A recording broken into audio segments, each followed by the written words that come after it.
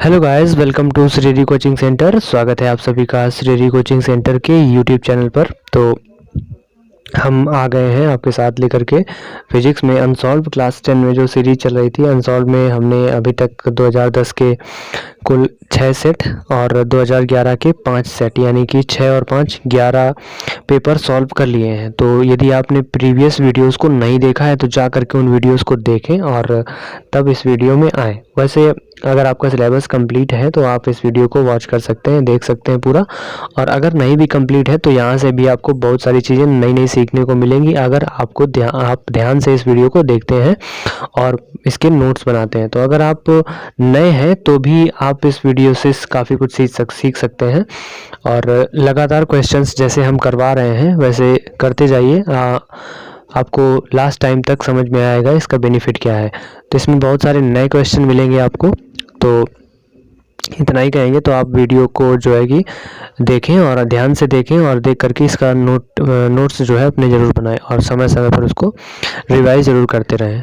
तो अगर आप चैनल पर पहली बार आए हैं तो चैनल को सब्सक्राइब जरूर कर लीजिए और बेल आइकन प्रेस कर दीजिए ताकि आपको समय से नोटिफिकेशन मिल सके।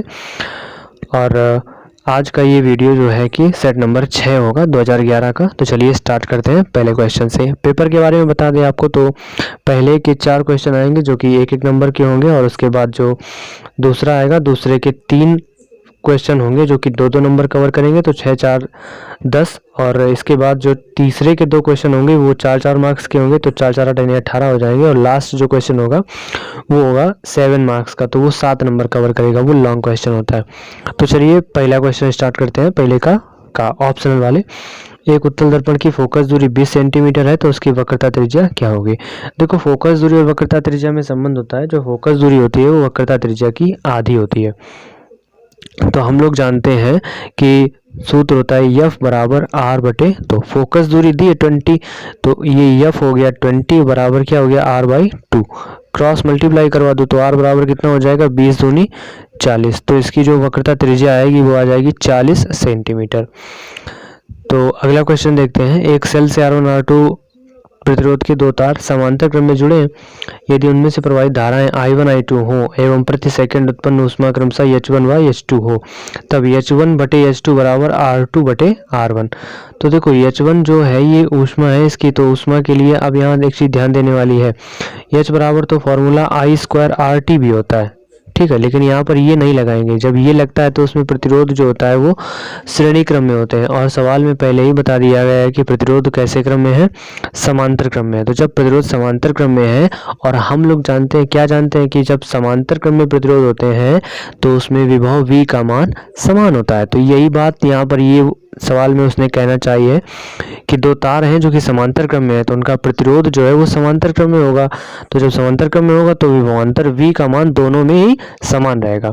तो इस तरह से जो H1 आएगा वो V² T बटे R1 और H2 आएगा वो V² T बटे R2 होगा।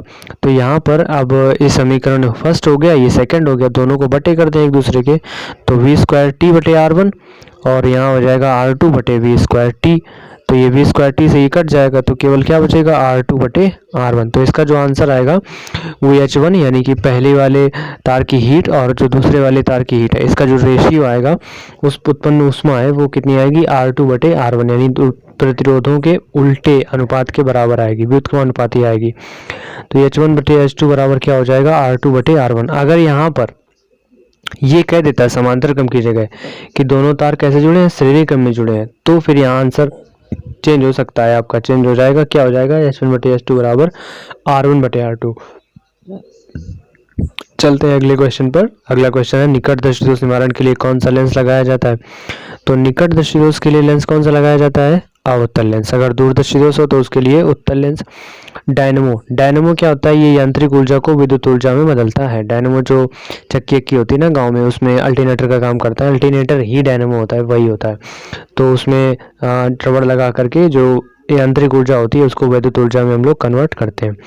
अगला सवाल दूसरे का दृश्य प्रकाश के लिए किस रंग का प्रकीर्णन सबसे कम होता है।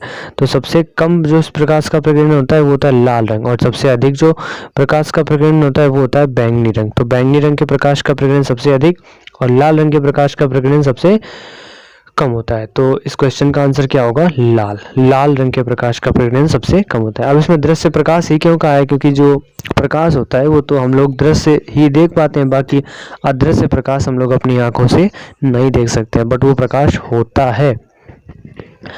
अगला क्वेश्चन, स्वस्थ आंख के लिए दूर बिंदु। स्वस्थ आंख के लिए जो निकट बिंदु होता है वो होता है 25 सेंटीमीटर पर, और स्वस्थ आंख के लिए जब दूर बिंदु पूछा जाए तो स्वस्थ आंख का दूर बिंदु होता है अनंत पर, यानी इनफाइनाइट होगा इसका आंसर। अगला सवाल, एक कूलम आवेश में इलेक्ट्रॉनों की संख्या कितनी होती है? इलेक्ट्रॉनों की संख्या, नंबर ऑफ इलेक्ट्रॉन्स। तो देखो इसके लिए फॉर्मूला क्या होता है? Q बराबर यानी तो N बराबर क्या होता है? Q बटे E हो जाएगा। अब देखो Q क्या है? आवेश कितना है? एक कूलम, और एक इलेक्ट्रॉन का मान कितना होता है? 1.6 इंटू 10 की पावर माइनस 19। पॉइंट हटाओ, यहाँ जीरो बढ़ाओ, 16 का भाग 10 में जाएगा नहीं। तो एक काम करें, यहाँ हम 10 की घात 19 को ऊपर ले जाएंगे, तो 10 की घात 19 प्लस की हो जाएंगी, तो प्लस की 19 घातें होंगी, मतलब 19 जीरो। तो इसका मतलब एक काम करो, इसमें से एक जीरो चोरी करो। चोरी करने का मतलब यहाँ 10 की जगह 100 कर लो।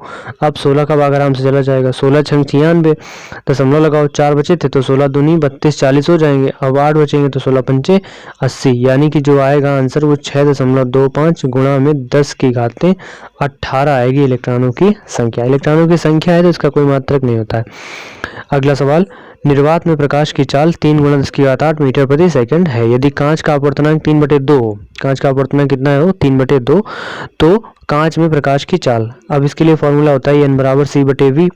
N होता है अपवर्तनांक, C होता है प्रकाश की चाल, और V जो होता है वो माध्यम में प्रकाश की चाल होती है, और C क्या है? निर्वात में प्रकाश की चाल। V निकालना है कांच में प्रकाश की चाल, तो V बराबर C/N। C कितना है? 3 गुणा 10 की घात 8, और अपवर्तनांक कितना है? 3/2। बटे वाला 2 ऊपर पहुंच जाएगा, 3 से 3 कट जाएगा, तो केवल क्या आएगा? 2 गुणा 10 की घात 8 मीटर प्रति सेकेंड। तो ये कांच में हो जाएगी प्रकाश की चाल। चलते हैं नेक्स्ट क्वेश्चन पर। अगला क्वेश्चन है, सर्किट बनाएं एक और कहा जाता है कि सेल का आंतरिक प्रतिरोध ज्ञात कीजिए। देखो यहाँ पर जो हमें दो प्रतिरोध दिए हैं, और इसमें दोनों प्रतिरोध ये कौन से क्रम में है? समांतर क्रम में है। देखो क्रम कैसे पहचानते हैं प्रतिरोधों का? जब दिए गए प्रतिरोधों के, जैसे ये पहला प्रतिरोध है और ये दूसरा प्रतिरोध है, तो इसका ये वाला पहला सिरा होगा और ये वाला दूसरा सिरा होगा। तो ये पहला सिरा, ये दूसरा सिरा, इसका भी ये पहला सिरा और ये दूसरा सिरा। तो दोनों प्रतिरोधों के पहले सिरे एक बिंदु से और दूसरे सिरे दूसरे बिंदु से जुड़े होते हैं, तो वहां पर समांतर क्रम हो जाता है। अब समांतर क्रम है तो इसको पहले समांतर क्रम में सॉल्व करेंगे, मतलब टोटल R निकालेंगे। तो 1/R is equal to 1/6 plus 1/6। 6 हो गया एलसीएम, तो 6 बन जा 6, 6 बन जा 6, यानी 2/6 यानी 1/3, यानी कि R की जो वैल्यू आ गई वो आ गई 3 ओम। तो टोटल जो प्रतिरोध हो गया हमारा वो हो गया 3 ओम का। और क्या बताना है? हाँ, बताना तो हमें आंतरिक प्रतिरोध है, तो आंतरिक प्रतिरोध होता है स्मॉल r। देखो I हमें मालूम है, I कितना है? 0.5।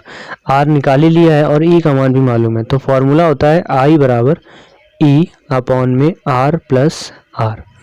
E निकालना क्या है? R निकालना है, बिल्कुल सारे मान पुट करो।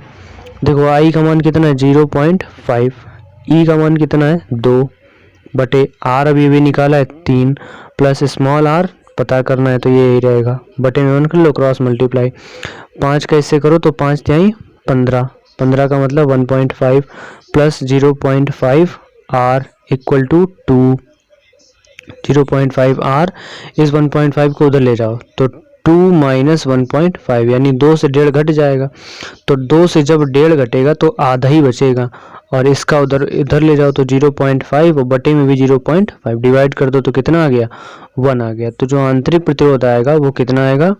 1 ओम आएगा। यही क्या होगा इस क्वेश्चन का आंसर। तो ये फार्मूला होता है, ये आपको याद रखना है, I equal to E upon R। जहाँ पर ये जो E है ना, ये क्या होता है? विद्युत वाहक बल।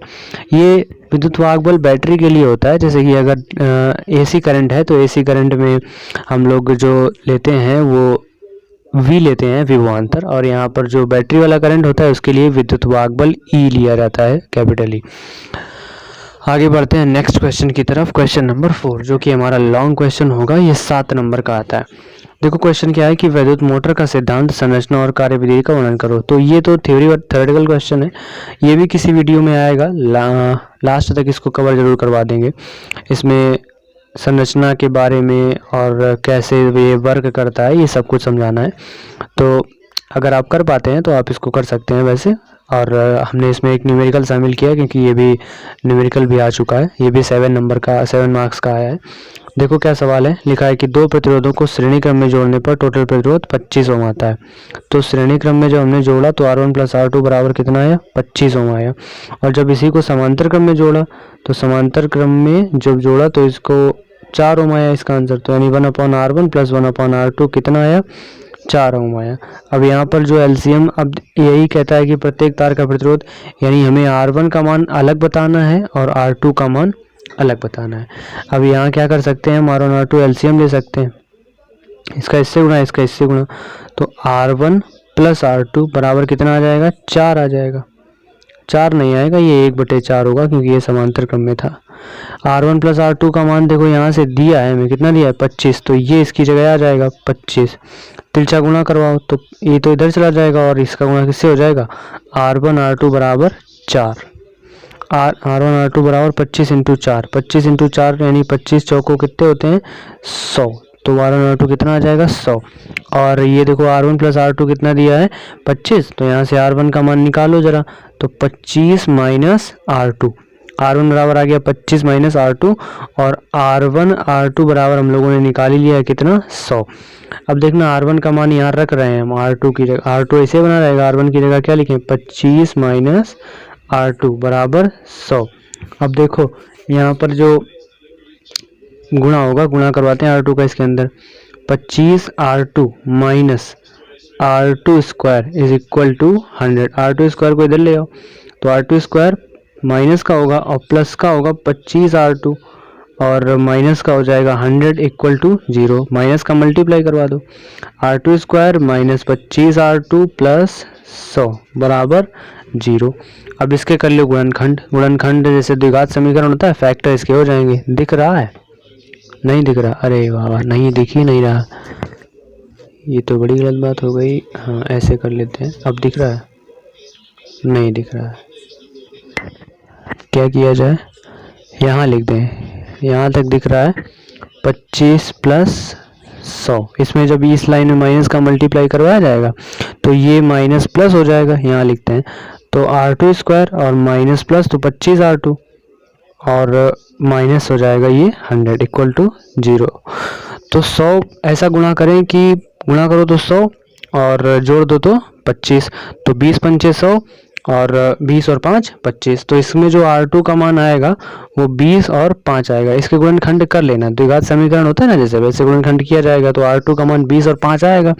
तो यहाँ रखेंगे, तो यहाँ जब रख देंगे तो R1 का मान 5 आएगा और 20 आएगा, यानी जब R1 का मान 20 होगा तब R2 का मान 5 होगा, यानी जब R1 का मान 5 होगा तब R2 का मान 20 होगा। यानी कि क्लियर जो आंसर आएगा वो 20 ओम और 5 ओम आएगा पहले और दूसरे प्रतिरोध का, यानी R1 और R2 का जो आंसर आएगा वो 5 ओम और 20 ओम आ सकता है। तो यही इस क्वेश्चन का आंसर भी हो जाएगा। अगर अब भी अगर कोई क्वेश्चन में कोई प्रॉब्लम रहती है तो आप इसको व्हाट्सअप करके इसका सॉल्यूशन पा सकते हैं।